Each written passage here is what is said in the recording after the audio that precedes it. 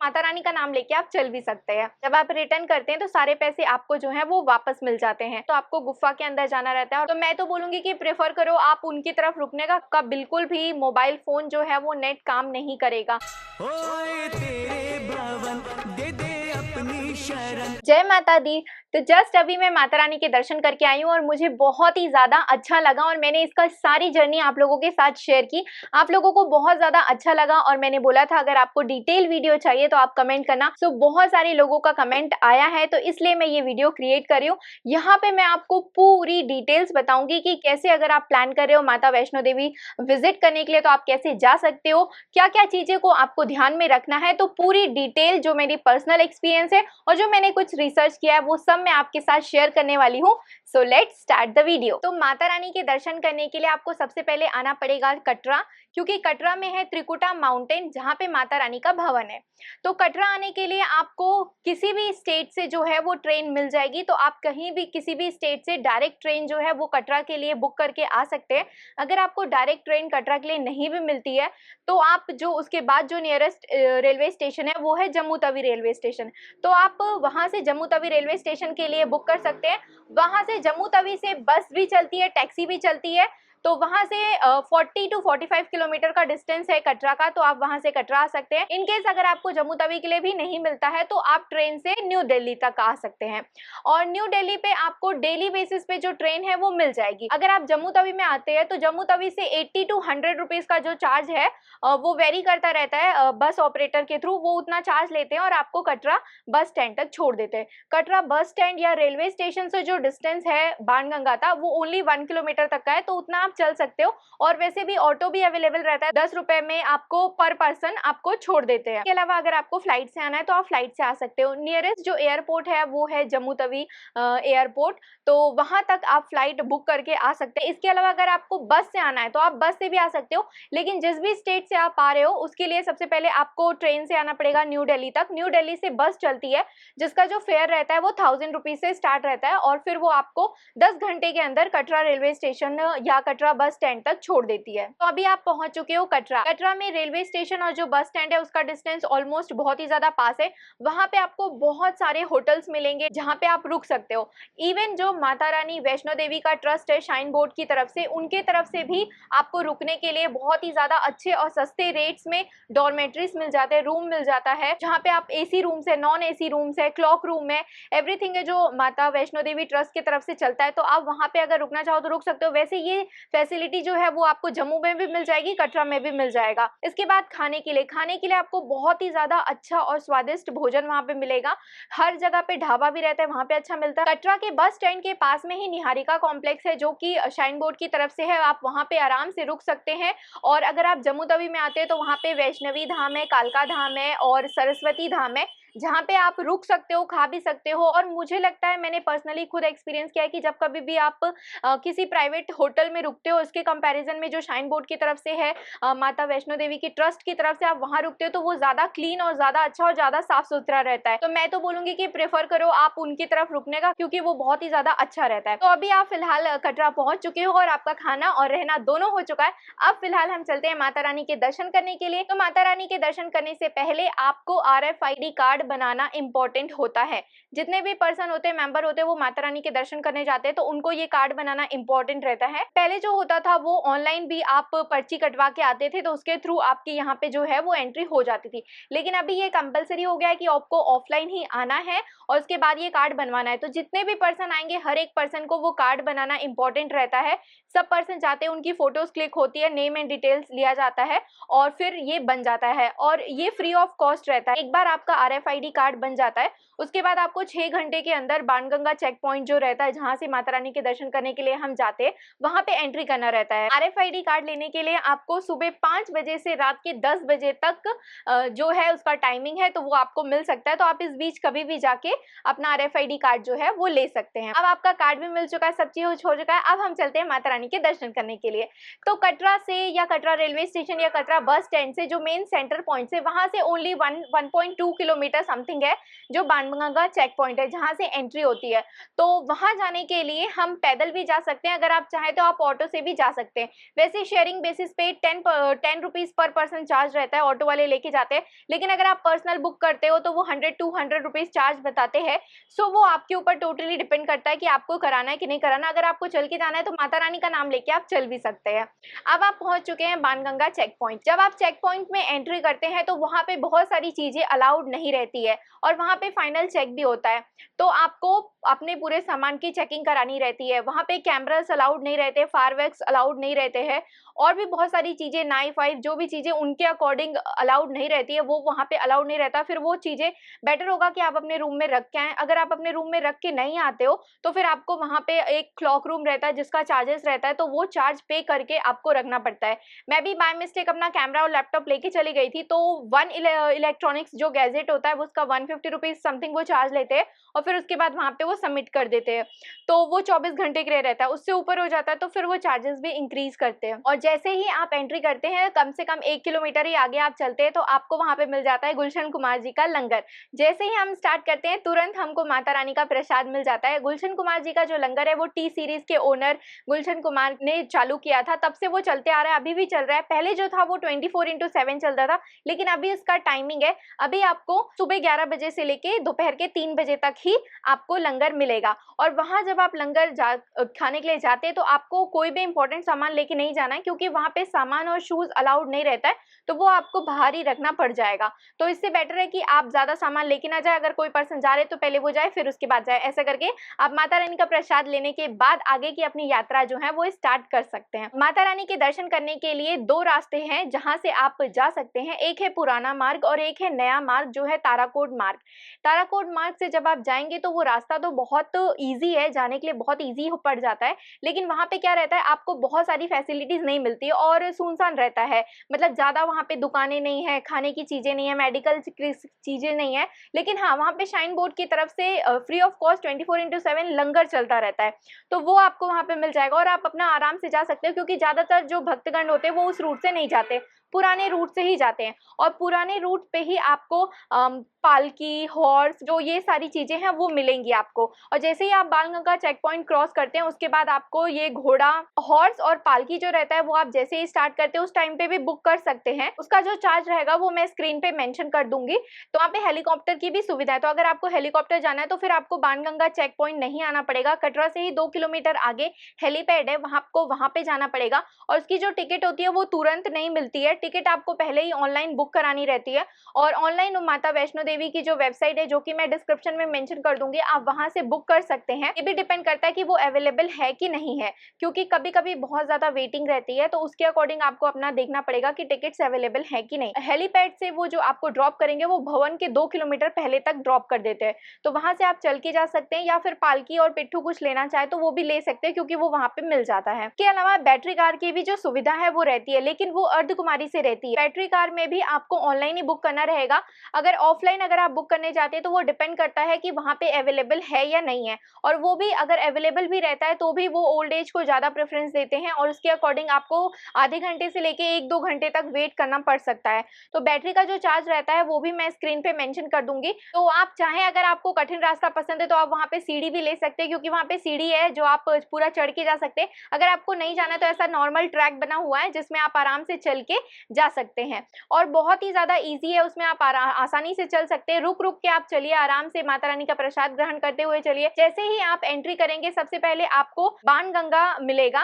मान्यता है कि माता रानी ने वहाँ पे बाण चला के जल प्रकट किया था, तो इसकी वजह से उसका जो नाम है वो बाणगंगा है। तो जब कभी भी आप माता रानी के दर्शन करने जाते हैं तो सबसे पहले बाणगंगा में थोड़ा सा स्नान कर सकते हैं और उसके बाद आगे माता रानी के दर्शन करने के लिए जा सकते हैं। उनको साइड साइड में बहुत सारे खाने के स्टॉल मिलते हैं, जहाँ पे फ्रूट्स रहता है, जूस रहता है, शेक्स रहता है, मैगी पॉइंट्स रहते हैं बहुत सारे। लेकिन वहाँ का जो रेट रहता है वो नॉर्मल रेट से वेरी करता है, क्योंकि वो माउंटेन्स पे रहता है, सबको ऐसे लेके जाना रहता है, तो वो थोड़ा सा टफ रहता है, इसलिए उसका जो रेट रहता है वो थोड़ा ज्यादा रहता है। इसके अलावा अगर आपको चढ़ने में थोड़ी दिक्कत हो रही है तो वहाँ पे लाठी भी मिलती है, जो 20 रुपए में वो आपको देंगे, और उसके बाद अगर जब आप उनको रिटर्न करोगे तो कोई कोई 10, कोई कोई 5 रुपए में लेके आपको लाठी जो है वो रिटर्न भी हो जाती है। वहाँ पे कोई भी नेटवर्क जो है वो आपका काम नहीं करेगा।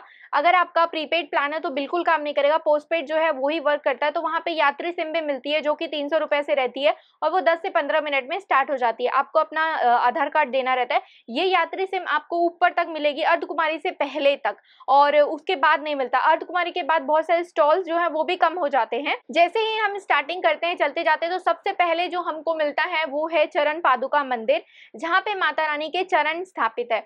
जब भैरव बाबा माता रानी का पीछा कर रहे थे तो माता रानी ने वहीं पे पलट के पीछे देखा था भैरव बाबा को, तो वहां पे माता रानी का जो चरण है वो स्थापित हो चुका है, इसलिए उसको चरण पादुका मंदिर बोलते हैं। तो आप वहां पे माता रानी के चरण पादुका के दर्शन कर सके अपनी जर्नी आगे कंटिन्यू कर सकते हैं। और रास्ते में जाते जाते आपको एक इच्छा पूर्ति मनोकामना मंदिर भी मिलता है, तो वहां पे भी आप माता रानी का दर्शन कर सकते हैं। मेडिकल स्टोर जो है वो भी मिल जाता है। इसके अलावा जगह जगह आपको वॉशरूम्स भी मिलेंगे पूरे रास्ते पे, जो कि वहाँ के वॉशरूम्स जो है वो अच्छे खासे क्लीन रहते हैं। हर 1 किलोमीटर में आपको वॉशरूम मिल जाएगा, पानी की सुविधा मिल जाएगी, तो आपको अलग से पानी लेके जाना बहुत ज्यादा जरूरी नहीं है। पानी मिलता रहेगा तो आप अपने बोतल पे पानी भर के आराम से चलते हुए जा सकते हैं। और जगह जगह पे बैठने की भी सुविधा है, तो अगर आप चलते चलते थक जाएं तो आराम से बैठ भी सकते हैं और रेस्ट करने के बाद वापस से अपनी जर्नी कंटिन्यू कर सकते हैं। और बीच बीच में बहुत सारे ऐसे ढोल बजाने वाले लोग रहते हैं और बहुत सारे श्रद्धालु साथ में चढ़ते रहते हैं, तो ऐसा ढोल बजाने के साथ जब आप चढ़ते हैं तो आपके अंदर और भी ज्यादा एनर्जी और पावर आता है। माता रानी का जयकारा लगाते हुए आप माता रानी के दर्शन करने के लिए भवन की तरफ चढ़ सकते हैं। आधे रास्ते तक कंप्लीट हो जाएंगे तो आधे रास्ते में 6 किलोमीटर में अर्धकुमारी आपको मिलता है, जो कि ऑलमोस्ट भवन का आधा होता है। अर्धकुमारी में गर्भगृह है जहाँ पे माता रानी ने 9 महीने तक रह के तपस्या किया था, तो वहाँ पे भी आप माता रानी का दर्शन कर सकते हैं। वहाँ पे दर्शन करने के लिए 40-40 लोगों के बैच में दर्शन करने के लिए दिया जाता है, तो आपको बहुत ज्यादा टाइम लग सकता है। तो बेटर होगा कि आप अर्धकुमारी में जाएं, वहाँ पे टिकट ले लें, टोकन ले लें माता रानी का दर्शन करने के लिए, और उसके बाद आप अपनी जो यात्रा है वो आगे भवन की तरफ कंटिन्यू कर सकते हैं। अर्धकुमारी में भी आपके रहने का, सोने का और खाने का सारी फैसिलिटी रहती है, तो अगर आप चाहें तो आप वहाँ पे भी रुक सकते हैं। इसके अलावा वहाँ पे आपको ब्लैंकेट भी मिल जाता है, ब्लैंकेट आपको ऊपर भी मिलता है, यहाँ पे भी मिलता है। और अगर आपको वहाँ पे स्टे करना है, रुकना है, तो उसके लिए भी हॉल है जहाँ पे आप आराम से रुक सकते हैं। वहाँ पे चार्जिंग पॉइंट्स हैं और आप कंबल ले सकते हैं, और एक पर्सन 20 कंबल मैक्सिमम ले सकते हैं। और जब आप कंबल लेते हैं तो 100 रुपीज पर कंबल के हिसाब से आपको डिपॉजिट करना रहता है, और जब आप रिटर्न करते हैं तो सारे पैसे आपको जो है वो वापस मिल जाते हैं। अर्धकुमारी से चलते चलते हम भवन की तरफ प्रस्थान करते हैं। जैसे ही हम अर्धकुमारी से क्रॉस होकर थोड़ा आगे भवन की तरफ जाते हैं तो वहां से आपको बैटरी कार जो है वो मिलना स्टार्ट हो जाती है, और बैटरी कार की जो काउंटर है वो भी मिलना स्टार्ट हो जाता है। तो वहां से आप बैटरी कार अगर आपने नहीं बुक किया है और आप चल चाह रहे कि आपको बुक करना है तो आप वहां पे भी बुक कर सकते हो, बट बेटर होगा पहले से बुक करोगे तो सही रहेगा। उसके बाद आप चलते चलते और माता रानी का जयकारा लगाते लगाते 5 से 6, 7, 8 घंटे के अंदर आप आराम से पहुंच सकते हैं माता रानी के दरबार तक, माता रानी के भवन तक। और ये डिपेंड करता है आपके चलने के ऊपर कि आप कितना स्लो कितना फास्ट कर रहे हैं। मिनिमम आपको 3 से 4 घंटे तो लग ही सकते हैं, मैक्सिमम आपको 6-7 घंटे भी लग सकते हैं। मैंने 12 बजे स्टार्ट किया था और मैं शाम को 7 बजे के आसपास तक पहुंची थी माता रानी के भवन। जब आप माता रानी के भवन पहुंच जाते हैं तो वहां पे आपको लॉकर फैसिलिटी मिलती है, बाथिंग घाट मिलता है जहां पे आप स्नान करके माता रानी के दर्शन करने जाते हैं। और माता रानी के जब आप दर्शन करने जाते हैं तो कोई भी चीज जो है वो आपको अलाउड नहीं रहती, एक्सेप्ट जो आपने कपड़े पहने बस वही लेके जाना आपको अलाउड रहता है। बाकी सारी चीजें, मोबाइल फोन, पर्स और हर एक चीज जो है वो आपको लॉकर में रखना रहता है। लॉकर जो रहता है वो फ्री ऑफ कॉस्ट रहता है, आपको वहां पे अपने सारे सामान जो है वो रखना रहता है। और इसके अलावा आप कुछ कैश जो है वो अपने पास रख सकते हैं, otherwise mobile phone, belt, jackets, जितनी भी चीजें रहती है सब चीजें जो है वो आपको लॉकर में ही जमा करना रहता है। लॉकर भी डिपेंड करता है कि कितना अवेलेबल है भक्तों के हिसाब से, और वैसे लॉकर का तो चार्ज नहीं रहता, लेकिन एक ही जगह पे लॉकर नहीं है, एक पीछे भी है और आगे भी है, तो एक ही क्यू में खड़े होकर पूरा आपको लॉकर लेने की जरूरत नहीं है, आप आगे भी आके ले सकते हैं। इसके अलावा हर चीज के लिए आपको लाइन लगानी पड़ेगी, लॉकर के लिए आपको लाइन लगानी है, अगर आपको भेंट प्रसाद लेना है माता रानी को चढ़ाने के लिए तो उसके लिए भी आपको लाइन लगाना पड़ेगा। भेंट के लिए जब आप जाते हैं तो पहले आपको टोकन मिलता है, फिर टोकन के बाद उस टोकन को आप दिखाते हैं तो आपको नारियल मिलता है, वो नारियल को और प्रसाद को आप माता रानी को चढ़ा सकते हैं। वहां से आपको टोकन मिलेगा, जब आप रिटर्न करेंगे तो यहाँ पे आके आपको प्रसाद मिल जाएगा। जो भेंट प्रसाद होता है वो 70 रुपए से लेके स्टार्ट होता है, तो आप वहां से ले सकते हैं। लेकिन हाँ, माता रानी के दर्शन करने से पहले आप भेंट प्रसाद की लाइन में लग के प्रसाद ले लें, क्योंकि जब माता रानी के दर्शन करने की लाइन में लग जाएंगे तो आपको वापस वहां जाने नहीं दिया जाएगा, तो आप पहले ही प्रसाद ले लें। उसके बाद अब आप माता रानी के दर्शन करने के लिए लाइन लाइन में लग सकते हैं, और आपको डिपेंड करता है कि आप किस टाइम पे माता रानी के दर्शन करने गए हैं। क्योंकि अगर आप जाएंगे जिस टाइम पे बहुत ज्यादा सीजन रहेगा तो आपको 2-2 3-3 घंटे भी वेट करना पड़ सकता है। तो बेटर होगा कि आप ऑफ सीजन के टाइम पे जाएं, क्योंकि वहां पे उस टाइम पे आपके जल्दी दर्शन हो सकते हैं, आधे घंटे से 1 घंटे के अंदर। लेकिन बहुत ज्यादा भक्तों के हिसाब से लाइन लगती है और बहुत ज्यादा। जब आप माता रानी के दर्शन करने के लिए जाते हैं तो आपको अंदर गुफा से जाना रहता है, और वहां पे बहुत सारे चेक पॉइंट्स रहते हैं। कम से कम 3 से 4 बार आपको चेक किया जाएगा, क्योंकि आपने कोई भी ऐसी चीजें तो आप लेके आ नहीं गए हैं। और जब आप माता रानी के दर्शन करने जाते हैं तो आपको गुफा के अंदर जाना रहता है और वहां पे माता रानी का दर्शन करना रहता है। जब आप दर्शन करते हैं तो आपको 1 सेकंड से ज्यादा या 4-5 सेकंड से ज्यादा बिल्कुल भी रुकने नहीं दिया जाता है, तुरंत आपको आगे बढ़ा दिया जाता है और फिर आपको माता रानी के दर्शन करके वापस आना रहता है। जब आप वहां से बाहर निकल जाएं तो आप भले 2 मिनट खड़े होके देख सकते हैं, दर्शन कर सकते हैं, मतलब बाहर रुक सकते हैं, लेकिन जब आप दर्शन करने के लिए लाइन में रखते हैं तो आपको ज्यादा टाइम पे नहीं रुकने दिया जाता है। जब आप भवन में माता रानी के दर्शन करके आ जाते हैं तो माता रानी के भवन से 2 किलोमीटर आगे भैरव बाबा का मंदिर है। तो या तो 2 किलोमीटर आप चल के जा सकते हैं भैरव बाबा के दर्शन करने के लिए, या तो भैरव बाबा से रोप वे की जो फैसिलिटी है वो भी अवेलेबल है, तो आप वहां से टिकट लेके भैरव बाबा के दर्शन करने के लिए जा सकते हैं। उसका जो चार्ज रहता है वो 100 रुपीज चार्ज रहता है। लेकिन अगर आपको सिर्फ जाना है और आना नहीं है तो उसके बाद भी आपको दोनों साइड की टिकट लेनी पड़ेगी, जाने की और आने की, रिटर्न दोनों की टिकट लेनी पड़ेगी। भैरव बाबा के दर्शन करके वापस आ सकते हैं। भोजनालय रहते हैं, उसका जो रेट रहता है और जो टेस्ट रहता है वो ऑलमोस्ट सेम रहता है, और बहुत ही कम रेट में आपको अच्छा कढ़ी चावल, दूध, चाय, कॉफी, हर एक चीज जो है वो मिल जाएगा। वहां पे रुकने की भी फैसिलिटी रहती है, लेकिन वही है कि आपको पहले से बुक करके रखना पड़ेगा। अगर आप तुरंत जाएंगे बुक करने के लिए तो अगर अवेलेबल रहेगा तभी मिलेगा, नहीं रहेगा तो नहीं मिलेगा। भैरव बाबा और माता रानी के दर्शन करने के बाद आप रिटर्न आ सकते हैं, या तो अर्ध कुमारी में आपने टिकट लिया है तो वहां पे जाके माता रानी के दर्शन कर सकते हैं और वहां पे कुछ टाइम तक आराम भी कर सकते हैं, क्योंकि बहुत बड़ा हॉल है जहाँ पे आप रुक सकते हैं, और उसके बाद आप आराम से नीचे कटरा के लिए जा सकते हैं और वापस यहाँ आके उतर सकते हैं। तो ऐसे करके आप अपनी माता रानी की जो यात्रा है वो सफल बना सकते हैं, अच्छी बना सकते हैं, और बिना किसी दिक्कत के आप माता रानी के दर्शन कर सकते हैं। कुछ चीजों का आपको ध्यान रखना पड़ेगा। माता रानी का जो भवन है वो पहाड़ों पे है और जम्मू में है, तो इस वजह से वहाँ पे ज्यादातर ठंड रहती है, तो अपने साथ ठंड के कपड़े लेके ही चले तो अच्छा रहेगा। और जब आप ट्रैक करते हैं तो ज्यादातर सामान लेके ना चले, क्योंकि इसमें क्या होता है आपको चलने में दिक्कत होगी, लेकिन वहाँ पे ज्यादा सामान बिल्कुल भी अलाउड नहीं रहता। तो जितना हो सके उतना कम सामान लेके जाएं। और अगर आपका पोस्टपेड नेटवर्क है तब तो ठीक है, लेकिन अगर आपका प्रीपेड नेटवर्क है तो फिर आपको पोस्टपेड सिम लेनी पड़ेगी, क्योंकि वहां पे जितने दिन आप रहेंगे आपका बिल्कुल भी मोबाइल फोन जो है वो नेट काम नहीं करेगा। इसके अलावा कैश अपने साथ कैरी करें, क्योंकि जब वहां नेट नहीं चलता है तो हर जगह पे आपको कैश ही देना पड़ता है। इसके बाद जब आप कटरा रिटर्न आते हैं तो कटरा में बहुत ही ज्यादा अच्छा कटरा मार्केट है, जो कटरा मार्केट आप विजिट कर सकते हैं, एक्सप्लोर कर सकते हैं। फाइनली गाइज ये था मेरा माता रानी का वैष्णो देवी दर्शन करने का पूरा जर्नी डिटेल, एंड इसमें भी अगर कुछ पॉइंट्स आपके मिस हो गए होंगे और मैंने अगर आपके साथ नहीं शेयर किया हो तो आप फ्रीली कमेंट में मुझसे पूछ सकते हैं, मैं आपके साथ डेफिनेटली शेयर करूंगी। तो आप भी माता रानी के दर्शन करने जाइए और बहुत ही ज्यादा अच्छा लगेगा। अगर आपने माता रानी के दर्शन कर लिया है तो कमेंट करके जरूर बताना कि आपके भी माता रानी के दर्शन हो चुके हैं। तो फाइनली गाइज जय माता दी, माता रानी आप सभी की मनोकामना पूर्ण करे। कमेंट्स में लिखिए जय माता दी।